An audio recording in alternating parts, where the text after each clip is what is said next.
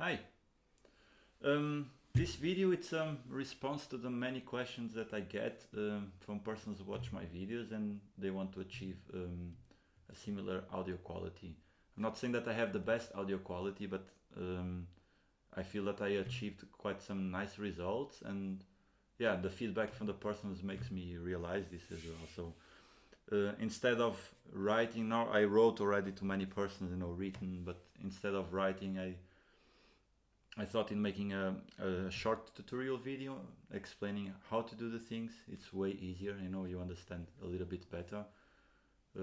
Yeah, I think it might help quite some persons, because it hurts me to see you have great players around the world, great handpan players, and I see some videos, they are, I watch 5, 10 seconds, 15 seconds, and I have to be honest, sometimes I cannot listen more because it's just crap audio. I'm sorry, it's just how I am. I like audio quality, and it's not so difficult anymore to achieve a little bit of quality. The same goes for some makers, some handpan builders. They want to try to show the quality of their instruments, and and then they just release crappy videos. Or it's not even about the video, the audio from it's way more important. That's how you have to transmit the quality of your instrument. It's quite important. It's, I don't know. And now, I don't know, if you think about the price of handpans between 1,000 and 2,000 euros, yeah, this leads me to the next point, which is like, I don't know, you can invest, for example, this is not making advertisement at all, but a Zoom, for example, this is a Zoom H4n Pro. It costs around like 220 euros. I don't know, in dollars, whatever. So I don't know, if you compare with the price of handpans, it's nothing, it costs nothing, and you can achieve great results, and that leads me now to the practical side. I'm more the practical guy, so I'll try to pass now to the action. Yeah, sorry, I lose myself a lot explaining the things, but I will try to do my best.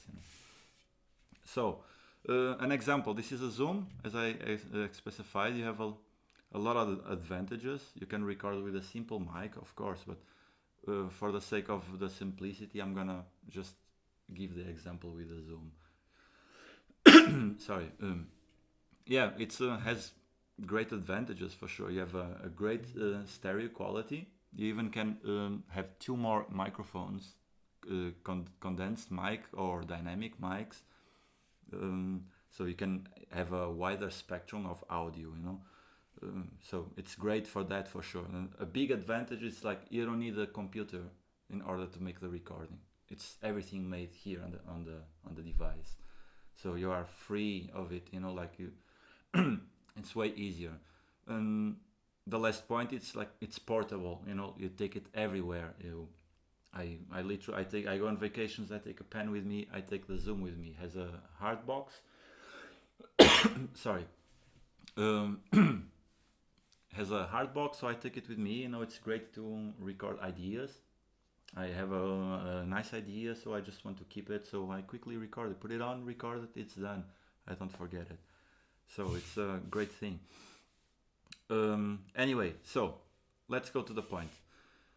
What I do, it's like, for me, as I said, audio, it's way more important than video for me. So what I try to do is like I set up the mic, on this case the Zoom, or the recorder, on the optimal position. And then I put my camera, so I have to play around with it because the audio is very important with me. I put it on the best possible way that I think it sounds good.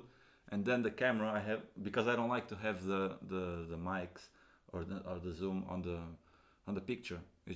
I just don't like it. I prefer to have it without. So I always have to find a certain angle that doesn't show up the Zoom or any kind of mic, so it makes the things a little bit more challenging. Let's say it like this. But that's what I do. I set the mic. I will call it mic, but we are speaking about the Zoom at the moment. Normally I make it pointed to the center. You see it here. I don't know. It's like kind of 30 centimeters of distance, more or less. There's no fixed rule. This is the thing. You don't have a fixed rule. Like the levels.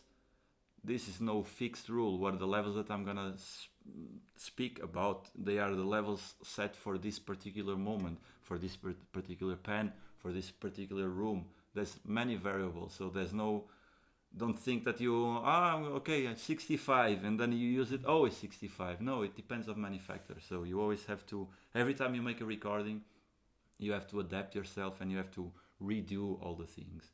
Of course, that after a certain point that you that you are used to do these kind of recordings, you know more or less the values that work and they don't work. So, as I said, around 30 centimeters pointing to the center of the instrument. If you have if you want to use the two other extra mics, this deeper subject for sure, just touch briefly. So I would put it here on the side, which make way more difficult not to show up on the video. It's possible to do it. You have to be creative. I leave up to you. So you could, put it here, so you would have a whole spectrum. The full sound from the zoom here, pointing to the middle, and then two mics here getting the rest. It would widen the sound. It would, I don't know. It would get, in theory, has the potential to get a very, very nice sound. I've made a couple of videos like this, one with the Equinox 9. Yeah, anyway, okay, the zoom is made, and now you go to the other camera. Like I have here another camera, a good camera, so I just point it down so it doesn't show up here, the zoom. So it's pointed here.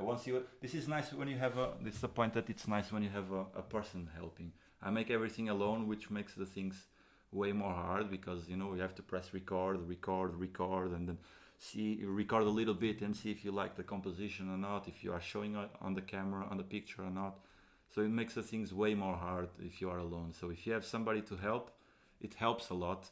Obviously, you know, you just sit on the place where you want to sit. You have to be comfortable, and the other person makes the composition. You know, you explain what you want, and then she helps you press record. And anyway, it's possible to do it alone, as you can see it here. So I place the camera, place the zoom.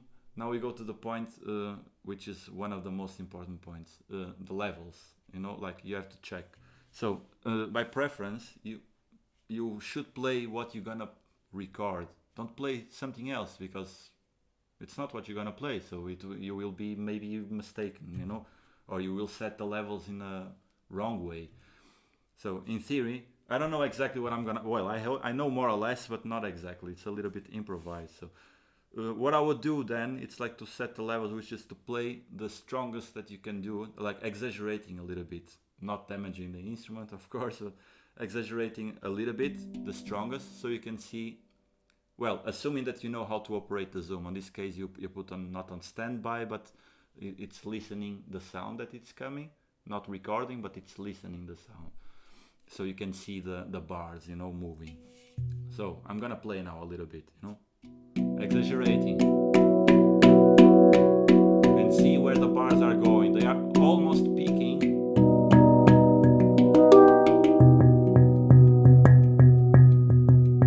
It's almost peaking, but I'm playing very strong. So, and currently I'm set on 55. Mic level is on 55.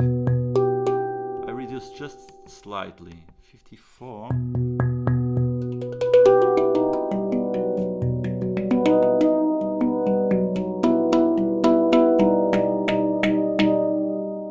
Yeah, it seems about okay.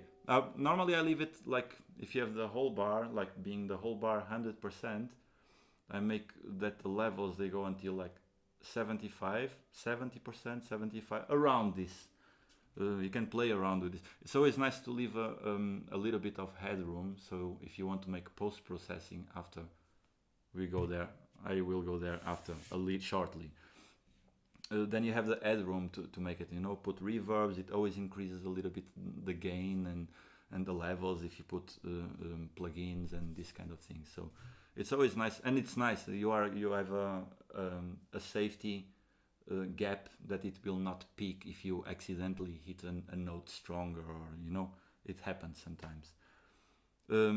Once you have set, there's a very important point, which is in order to be able to, this is to make the video, not the audio recording. If you're only recording audio, it's not really necessary, But if you're recording a video and then you want to mix the good quality audio with the video, then there's a very important point in order to be able to synchronize both things, you know, which is a clap. Normally you have a clap board like on the cinema, on the movies, but you clap and they have the time frame there, so they know exactly where is it. On this kind of videos you do it as well. You just do a simple clap like this. Okay, it has to show on the camera and you have to hear it here on the recorder, you know. You make this clap like this. When you're gonna edit, I come later to that, you will have a clap recorded by the audio from the camera that you're using to record the video, and we will have the audio recorded on the Zoom. Both things, exactly the same thing. And then when you import both files to the video editing software, you will have both files aligned, with both audio aligned, and you will see where the clap is. You literally see where the clap is. You know, you zoom and then you can perfectly align the clap, you know, like perfectly. So the good sound quality of your mic will overlap the one from the camera, and in the end you will even just delete the sound from the camera because it's not worth it, or you have a much better one from the Zoom. That's the whole point of it. So the clap is a very important thing to do it. I made it already. For example, I made it before starting this video. I made a clap in order to be able to edit it after. So you didn't saw it, but I made it, yeah. So I'm gonna play just a little bit, just for fun. Yeah, and then I think that's it. Then we pass to the synchronizing, but I don't know, let's see. Now just for fun, mentioning our dearest Capção Rodrigues. You probably know this.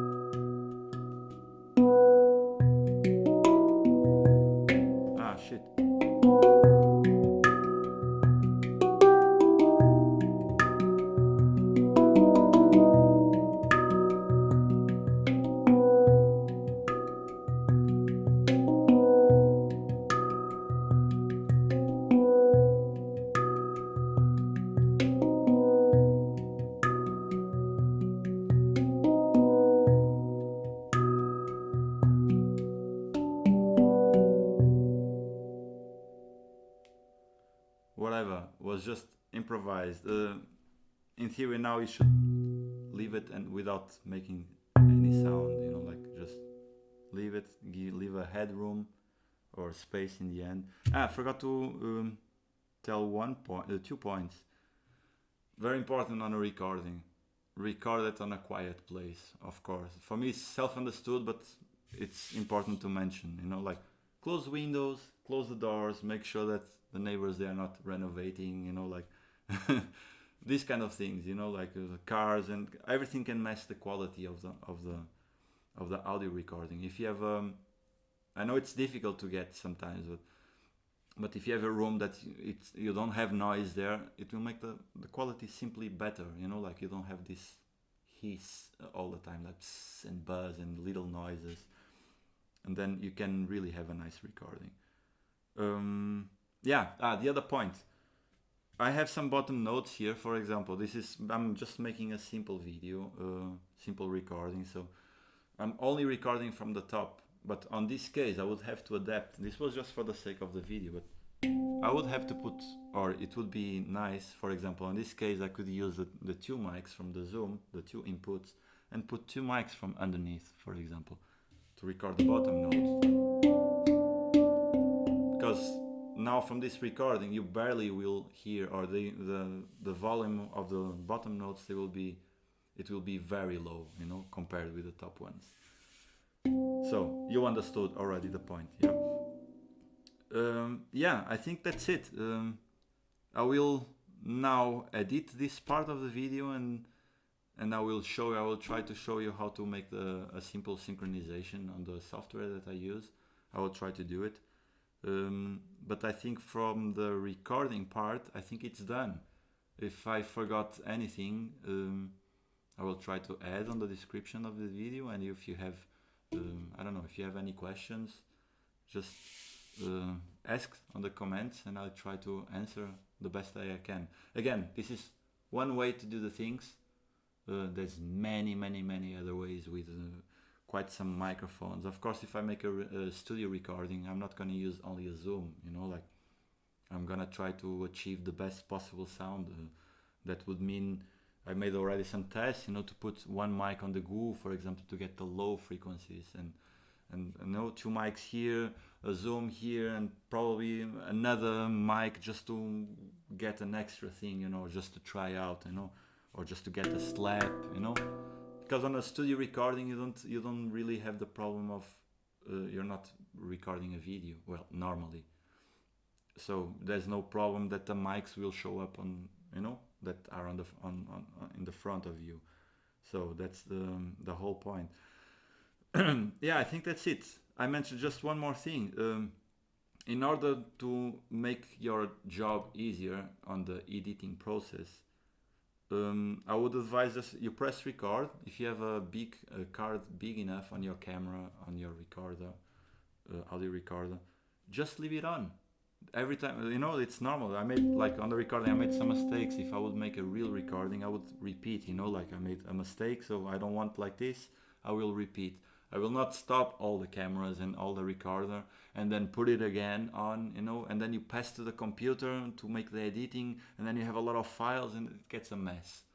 And not to mention that you have to synchronize then all the time. You have, every time that you start recording, you make the clap again, you know. So in order to make the things easier, and nowadays, you know, all these machines, they handle big cards, you know, like big card, 32 gigabytes. I have on this one, I think I have 16 gigabytes, which I can record 24 hours. It depends of the format, something like this. Yeah, it's a lot. Anyway, so just leave it on, you know, make a mistake, okay, whatever. You don't need to clap again. You have the clap already in the beginning. Okay, you're not going to use the whole video, but you use the clap to synchronize, and after it's synchronized, you can just cut and choose the part that you want. So, but the synchronize is already done. So just leave it on. The mistakes you made doesn't matter. Start again. You know, leave. It's important. Leave when you make a mistake. Oh shit! You made a mistake. There's a note ringing. Don't start right away. Stop the notes. Silence again. Focus. It's important. This is now on the performance side. You know, like if you are too stressed, you start again, and then you will make a mistake again. Just breathe, take a deep breath, you know, focus. Okay, you're gonna start. It's silence everywhere. Important, turn off the phone. It happens often that you make the best take and then you just forgot to turn off the phone, and a message, and it damages the take, and it's like, fuck. Pardon the language, but it happens. So just stop everything, start again, you know, and when you, in the end, I don't know, just leave it. It depends on the composition you're making, but just leave it ringing. You know, because it rings a lot, and you can use this in the recordings as well. You know, this ringing. If it's recorded good, then you will get this spectrum. You get the very low.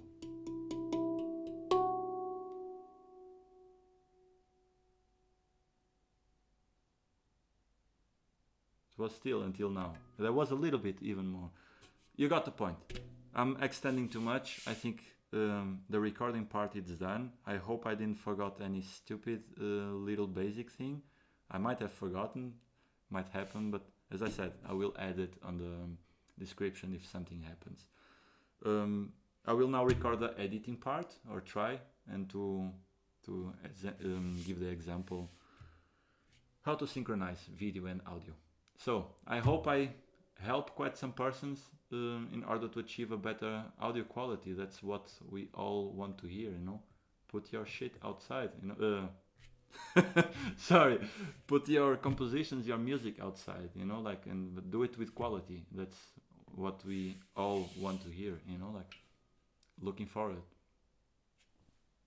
Bye. Okay, I knew I had forgotten something. It's an important point, which is when you set the levels, you watch, but better than watch, it's to listen, simply to listen. That's what you want, you know, it's the ears. You know, the eyes, they damage many things sometimes, you know. Nowadays, you go to a studio and everybody's looking to the screen, you know, looking to the music. It's not about looking to the music, you know, and you get distracted by it, you know. So just close your eyes and listen what your ears say, you know, like, forget the image. Anyway, what I wanted to say, it's like you're setting the levels and you see that it doesn't peak, but it would be nice to just make a simple test recording. You put it on and record. Once you set the levels and you think that it's nice, record something. I don't know. It doesn't matter. Record something and then stop it. Put some headphones, because the speakers, they are not so nice. Put the headphones, good headphones if you have. Put and listen. You like it or not. If you don't like it, readjust things. Readjust settings, the levels. Yeah, the levels readjusted, the position of the mic, you know.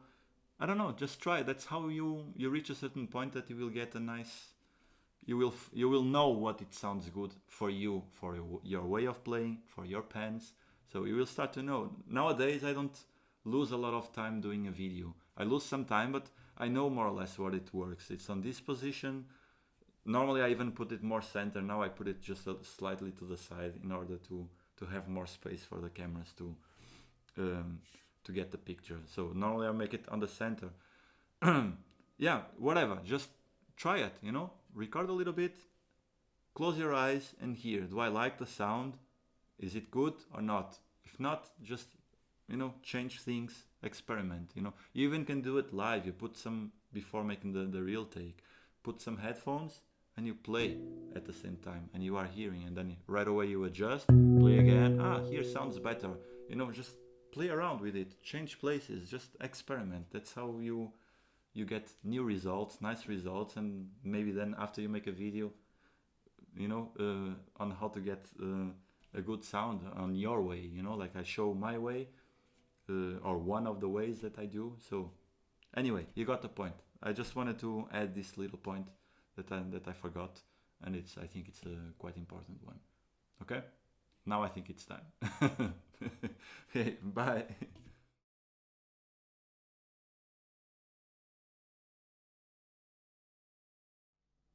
Okay, so now the editing part.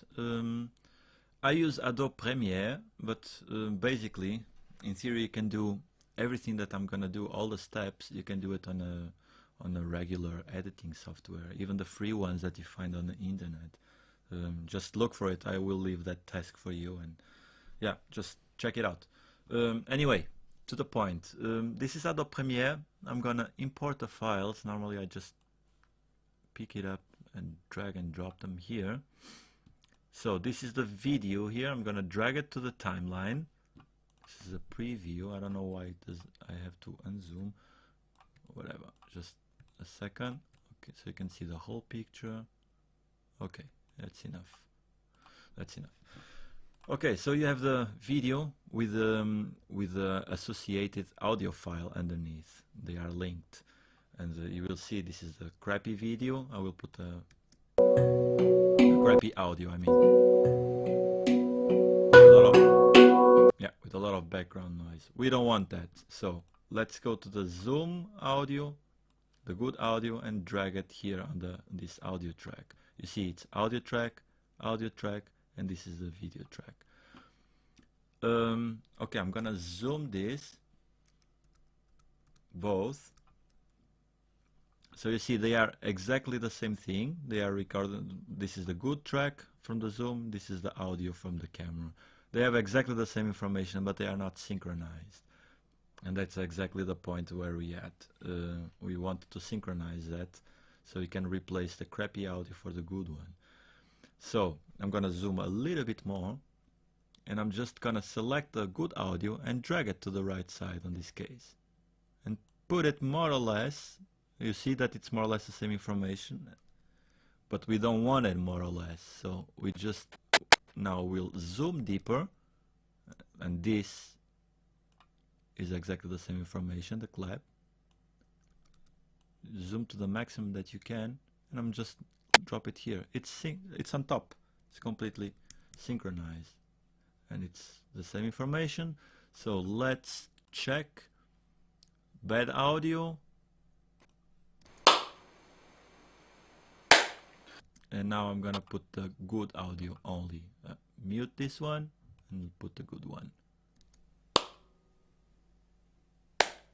It's synchronized and it sounds way better, as you can see. Let's hear it on the playing part. Zoom out the crappy audio first.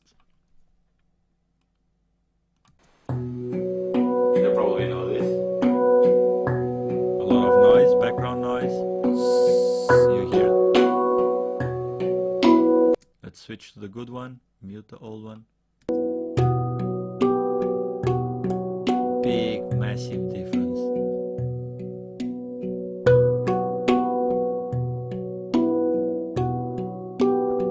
Perfect. By the way, I don't know why, but the microphone is only on the left side. This is a mystery that I will want to solve, but not now, but I will solve this. So, continuing, we have the thing synchronized. Now we don't need the bad audio. So these files, they are linked, the video, the original video with the audio, they are linked. On Adobe Premiere, I can simply right click and unlink them, and then select the audio only, delete it, I don't need it, sounds crap. So I pick it up, the new one, the good audio, and I just drag it to the place of the old one. It will be still on sync because there's this snap option, so when I drag it, it puts exactly where it was the other one. But let's confirm it again. I just play again this part. Okay, it was muted, there was no sound.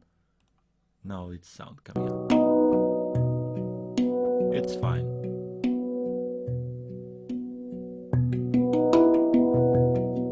It's perfectly in sync. And that's what we wanted. That's it.